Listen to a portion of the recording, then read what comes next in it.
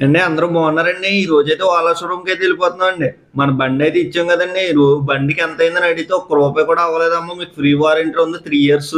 అదేంటండి అని అడిగితేనండి బండికున్న బ్రేకులు, మోటారు, బ్యాటరీ, పైనున్న డిస్‌ప్లే కాంచి, హ్యాండిల్ కాంచి మొత్తం అన్నీ కూడా ఏం పోయినాయి 3 ఇయర్స్‌లో మేమే ఫ్రీగా ఏసి ఇచ్చేస్తామమ్మా అన్నారండి. అంటే డబ్బులు కట్టించుకున్నారులెండి స్టార్టింగ్ అది నెక్స్ట్ విషయం. 3 ఇయర్స్ దాటిపోయాక మాత్రం మీకు బ్యాటరీని, మోటార్ మాత్రం 2 ఇయర్స్ వారంటీ ఉంటదమ్మా అని చెప్పారండి. ఒకవేళ ఏమైనా సామాన్లు పోతే మీరే ఎంచుకోవాలమ్మా షోరూమ్‌కి వచ్చేసి అన్నారండి. ఈ బండి గురించి ప్రత్యేకించి మీకు ఇంతలా ఎందుకు చెప్తున్నానంటే అండి, నేను ఆల్రెడీ ఒక యాక్టివా తీసుకున్నానండి. అదైతే నాకు 1 ఇయర్‌కి వచ్చి 15,000 నుంచి ఒక 20,000 దాకా పెట్రోల్‌కి అయ్యేదండి. మళ్ళీ దానికి ఆయిల్ చేంజింగ్ అవి ఇవి అన్ని కలిపి చాలా అయిపోయేదండి. కనీసం 30,000 దగ్గరకు వచ్చేదండి. మీరు దీంతో లెక్కేసుకుంటే మీ ఇంటికి మీరు కట్టుకున్న కరెంట్ బిల్ తప్పించి ఒక్క రూపాయి మీరు 3 ఇయర్స్ దాకా పెట్టే అవసరమే లేదండి. 3 ఇయర్స్ లో కూడా మీది 40,000 కిలోమీటర్లు కానీ మీ బండి తిరిగి ఉంటే మేమైతే మీ బండికి ఎటువంటి సర్వీస్ మేము చెయ్యమండి. మీరు డబ్బులు ఇచ్చి సర్వీస్ చేయించుకోవాలని క్లియర్ గా చెప్పేశారండి.